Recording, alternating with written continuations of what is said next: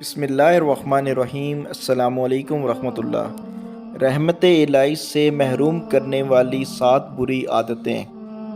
فقی ابو لہیث رحمۃ اللہ علیہ کا قول ہے کہ جس شخص میں 7 بری خصلتیں ہوں گی اس پر کبھی اللہ تعالیٰ کی رحمت کا نزول نہ ہوگا۔ نمبر 1، مال جمع کرنے کی لالچ۔ نمبر 2، کثرت سے ہنسنا۔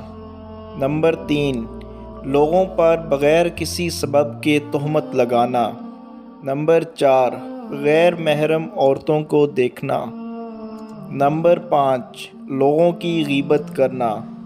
نمبر 6، نماز جماعت کی تکبیر اولیٰ سے فوت ہو جانا۔ نمبر 7، نفسانی خواہشات اور شہوتوں میں Thank you so مبتلا much for رہنا۔ watching our video.